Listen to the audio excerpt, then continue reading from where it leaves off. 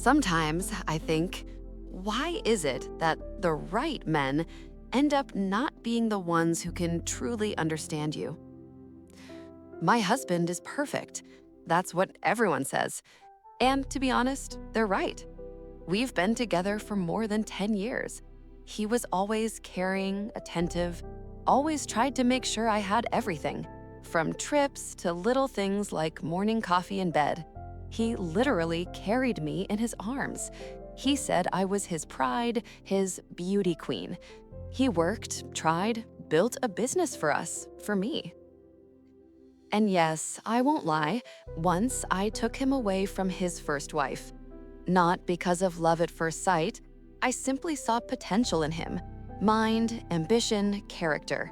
He was someone fighting his way to the top, and I knew that next to him, I wouldn't have to go back to the place I had spent so long escaping from. I made a choice, cold but correct, and for a while, I really did live the way I wanted. My life looked like a shop window.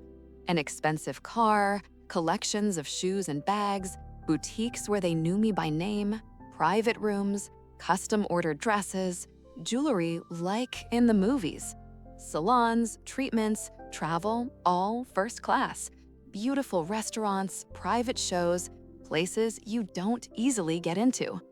It was a level I was used to, not for show, but every day.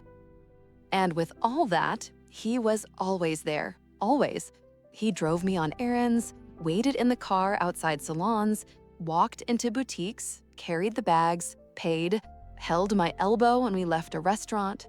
Sometimes it felt like he was simply afraid to leave me alone, as if the world could take me away if he looked away for a second. It wasn't a cage, no. It was care, taken to obsession.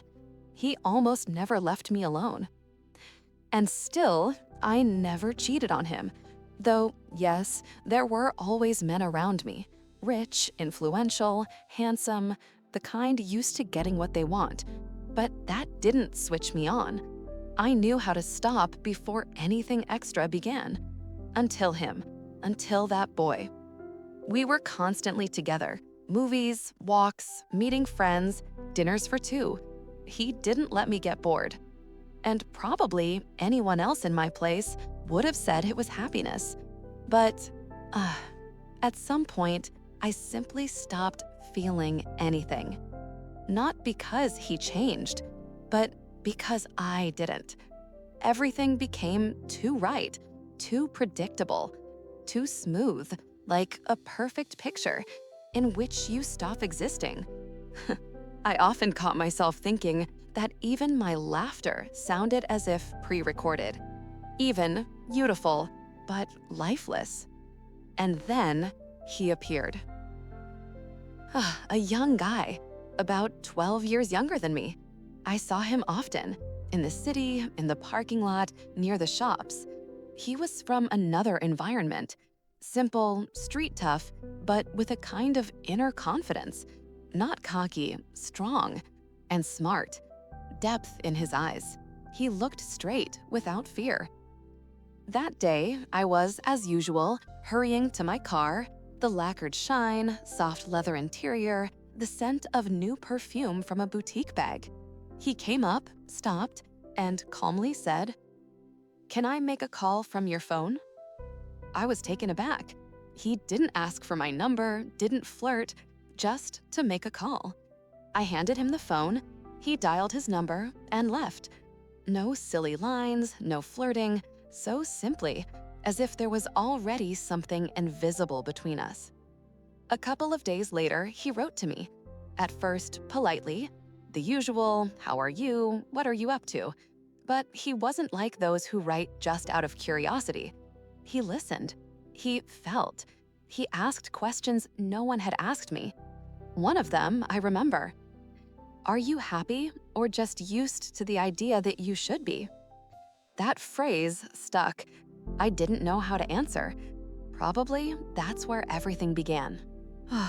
We started meeting. Not in cafes, not in the streets, always at his apartment or in my car. He understood I couldn't be seen, and I appreciated that. Our meetings became something like a secret island. Everything there, status, money, husband, just disappeared.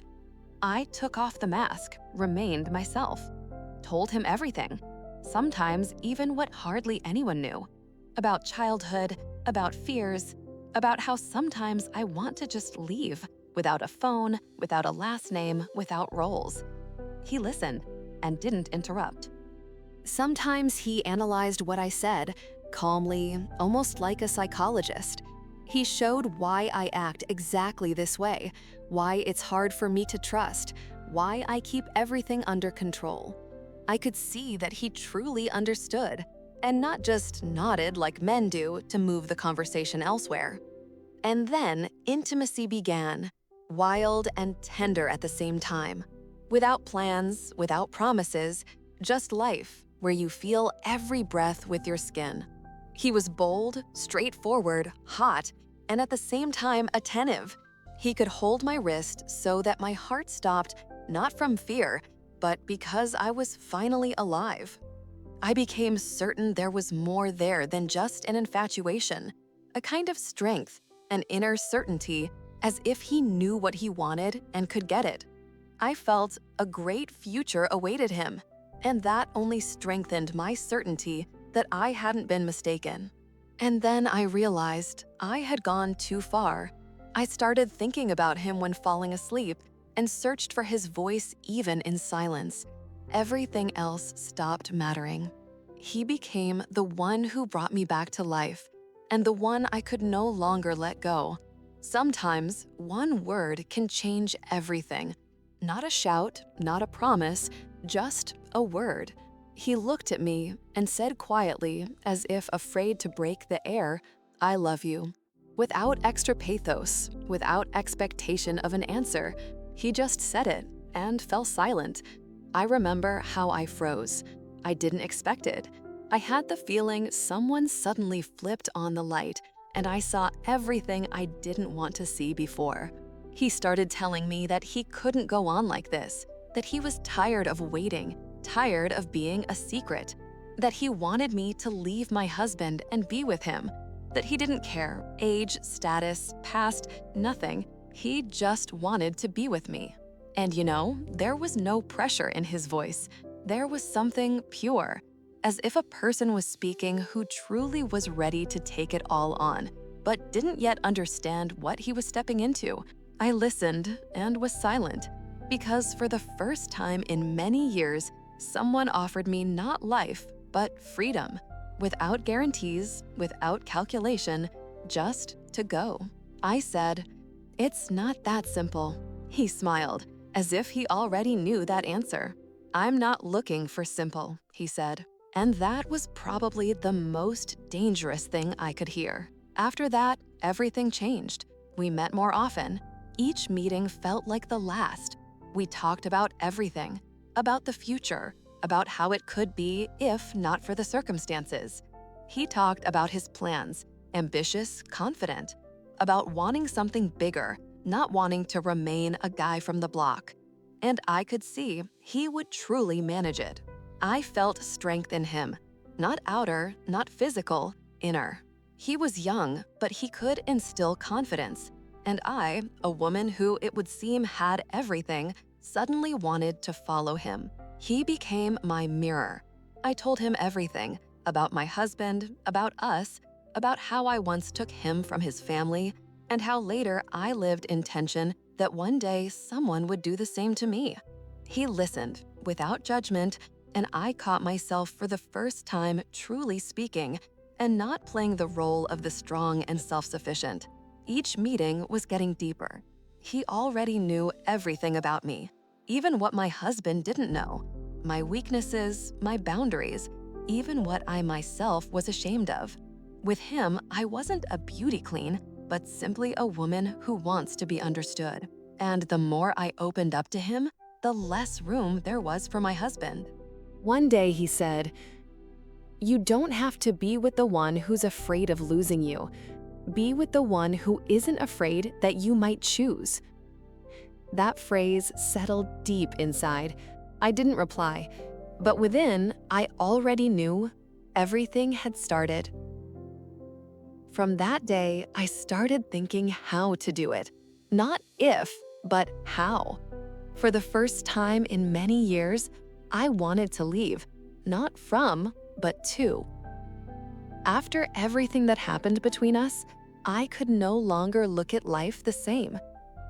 Every day began with his messages: coffee, mirror, habitual makeup, and on the phone, his short phrase, "Good morning." Sometimes just a dog, and I still smiled. My husband felt everything. He wasn't stupid. Sometimes I caught his look, attentive, tense, as if he was calculating something. He started calling more often, showing up more often, almost never left me alone. In a restaurant, he held my hand longer than before. In the car, he hugged tighter, as if he was afraid that if he let go, I would disappear. I understood. Something was about to happen, and it happened. In the evening, after dinner, he simply took my phone. Calmly, without suspicion. He said, "Let me check tomorrow's schedule." I didn't have time to hide anything. He scrolled through the screen, and I saw his face change. First, a shadow of surprise, then a clenched jaw. He looked up and said calmly, almost in a whisper, "Who is he?" Inside, it turned cold. I tried to speak evenly. Just messages, conversations, nothing more. He went silent. The silence lasted like an eternity. Then, briefly, harshly, "Do you understand what this could lead to?" That's when I snapped, proud, sharp, almost angry.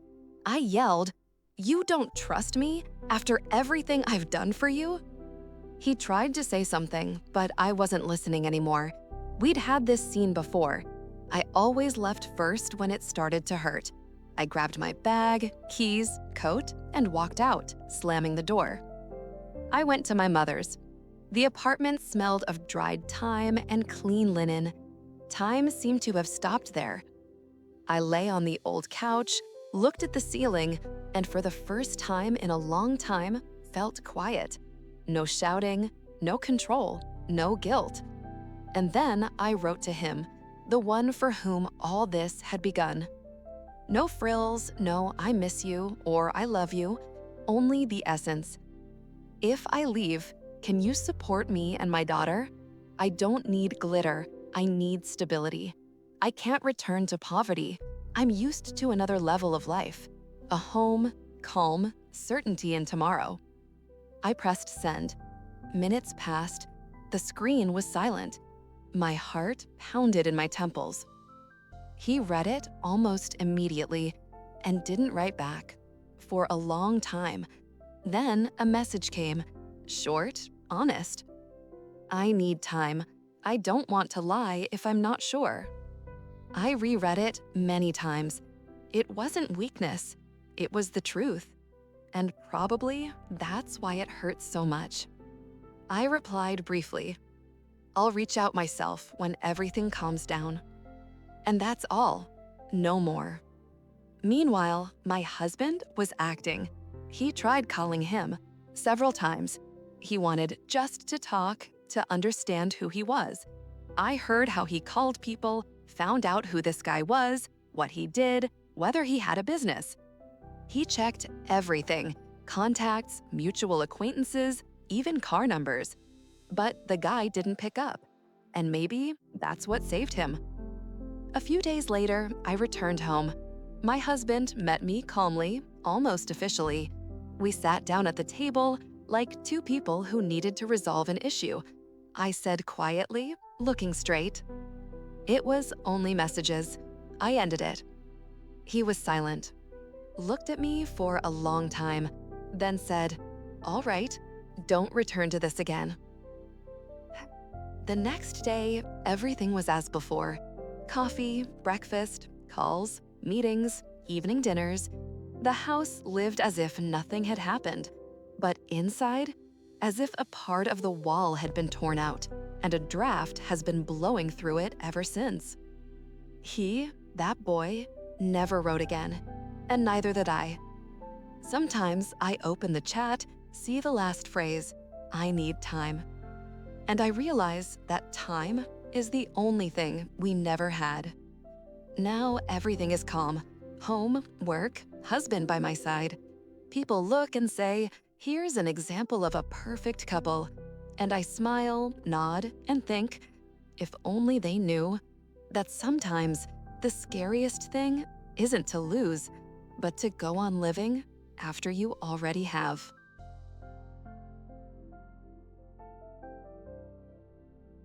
When I first saw her, she looked like a woman from another life. An expensive car, a confident look, well-kept hands. The kind you usually look at and think, she's not from my world. But I still wanted to walk up to her. I don't know what it was, boldness or just the feeling that I had to. I walked up and said the first thing that came to mind. "Can I make a call from your phone?" She was surprised. I could see. She wasn't scared, she just didn't expect it. She handed me the phone and I dialed my number. No flirting, no smile, just to make a call. And I left. But as I walked away, I felt as if something was left hanging in the air between us. I didn't think she would answer at all. But a couple of days later, I wrote to her, and she answered. We started messaging, usually calmly, without lines like, "You're beautiful." She wrote competently, reservedly, but between the lines, there was a tiredness, like a person who has everything, but inside, emptiness. I was curious what was hidden behind her, and the more I learned, the stronger the pull became. I didn't know she had a husband. She didn't say. She just mentioned home, appointments, meetings. And then once she said, "My husband and I felt something tighten inside. But it was already too late. I was in love. She wasn't like the others. Beautiful, yes, but there was something more in her. That inner strength that makes you want to become better. And at the same time, a softness that breaks through armor. She could be cold, detached, and a minute later laugh sincerely, for real. I saw how she hid pain behind that smile, and I just wanted to be near. At first, I didn't understand why she needed me. A young guy with no money, no connections, no status. But she came. In the daytime, quietly, inconspicuously. We sat in my apartment, drank tea, talked. Sometimes we just kept silent. Sometimes she laughed, and I caught myself wanting it to last forever. Everything between us happened naturally, without words, without expectations.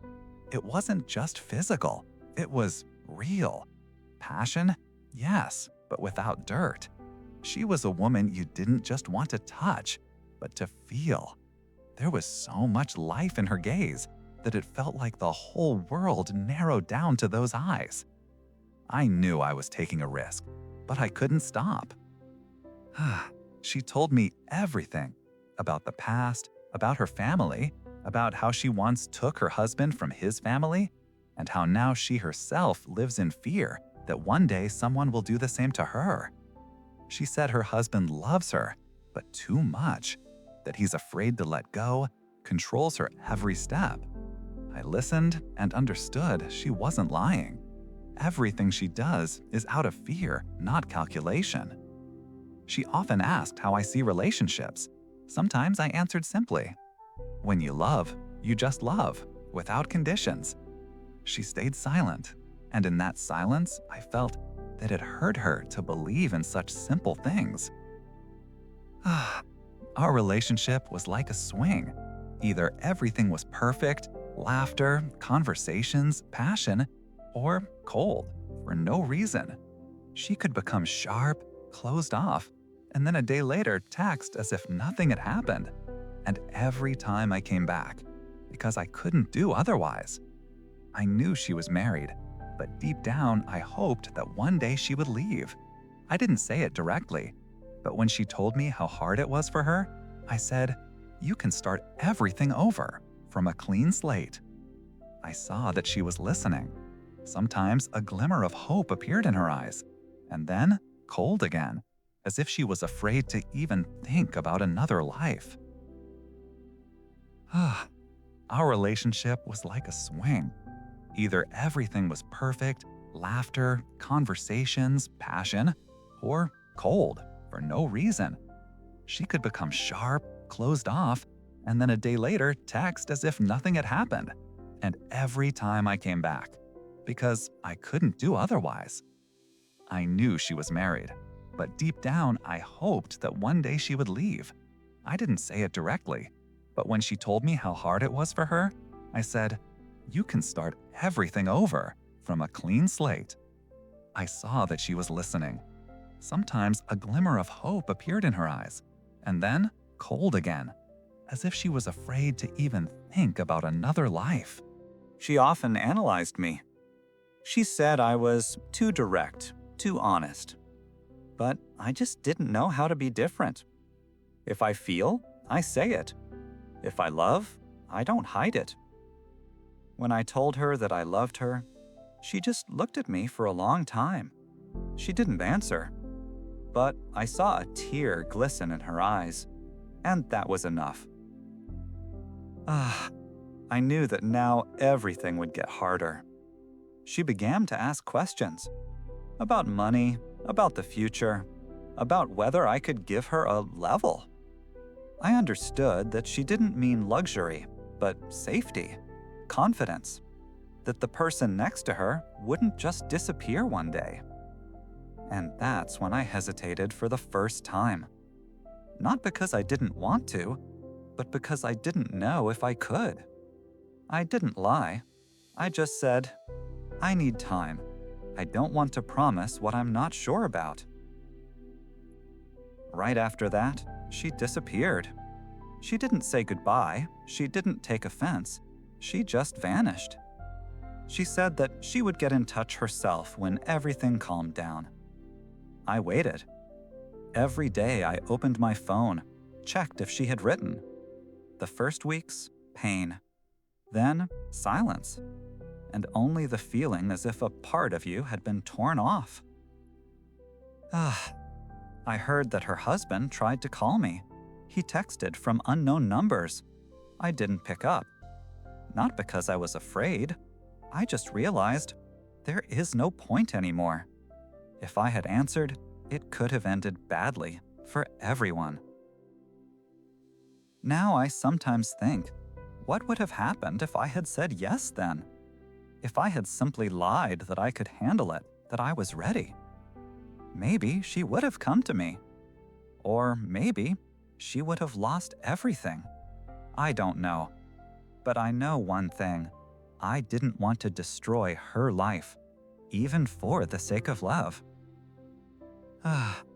Now, when I think of her, I don't see luxury, expensive things, but the moment when she laughed and tossed her hair back, and that laughter was so alive that I was ready to live a whole life for it.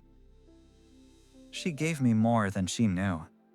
She showed me that true closeness isn't in the body, but in trust. And probably that's exactly why I can't forget her. Sometimes I think it wasn't about love at all, but about each of us understanding that we simply met at the wrong time. Me, too early, and her, too late.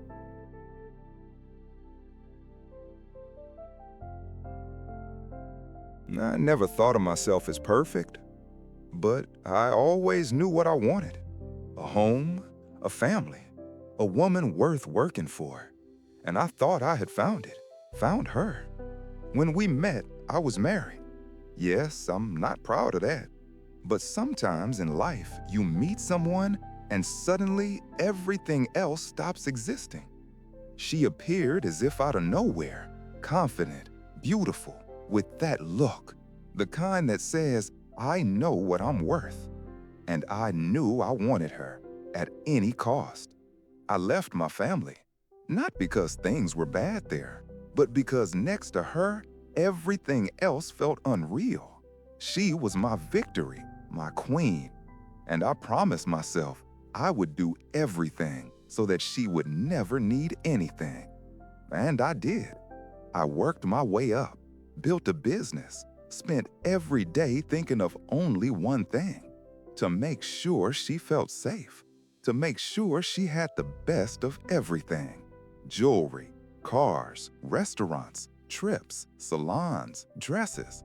I knew that next to a woman like her, you couldn't be ordinary. You had to live up to it, and I did. I was always by her side, not because I didn't trust her, but because I was afraid to lose her. She was the center of my life. I was used to being strong, decisive, in control. But next to her, for the first time, I felt fear. Fear that one day I'd wake up and she'd be gone. Sometimes she got angry. She said I didn't give her space, that she was suffocating from my attention. I tried to loosen my grip, but inside I lived with constant anxiety, as if I felt that everything was too fragile, too perfect to last. When it happened, I found out by accident. I picked up her phone. I just wanted to call one of my business partners. And there was the chat. Not explicit, but the words were enough to understand. Something was there. In that moment, everything inside me broke. I didn't shout, didn't make a scene. I just looked at the screen and realized this was that second when everything you've built for years collapses. I asked calmly, "Who is he?" She said, "No one, just messages." And she looked straight into my eyes. I wanted to believe her, truly wanted to. But deep inside, I already knew I was losing her. Not physically, but her soul. Because when a woman justifies herself calmly, that's not fear. That's the end. I didn't shout. I only said, "If you want to leave, leave. Just be honest." And she left. The door slammed. She went to her mother's, and I stayed in the house that still smelled like her. Her things, her perfume, her cup on the table. And I suddenly realized this house without her meant nothing. I tried to call. Not her, him. I wanted to understand who he was, what kind of life he had, what he did. Not to threaten, just to understand what a man like that could give the woman for whom my whole world was falling apart. He didn't pick up, and maybe that was for the best. A few days later, she came back. No drama, no tears. She just walked in and said, "It was only messages. I ended it." I listened. I looked at her and saw that she wasn't lying. Not because there was nothing, but because it was already over. She had ended it herself. We kept living as before. Work, meetings, trips. Everything looked perfect again. But I saw that she had changed. She became calmer, colder, as if inside her there was silence now, and I was no longer part of it. I didn't ask, not because I was afraid of the truth, but because I didn't want to make her lie. I just decided to stay close, like before. Maybe, with time, something would come back. I don't hate that guy. On the contrary, sometimes I think maybe he just crossed her path at the moment when she didn't know who she was, when she didn't need betrayal, but air. And I didn't hear it. I gave her everything except freedom. And maybe that's exactly what I lost. Now people look at us and say, "What a perfect couple. That's how it should be." And I smile because I know no one sees that perfect families don't exist. There are only people who are too afraid to admit that once they lost what mattered most. I don't know if she still loves me now, but I still bring her coffee to bed because sometimes love is not a feeling, it's a choice. And I'm still choosing her.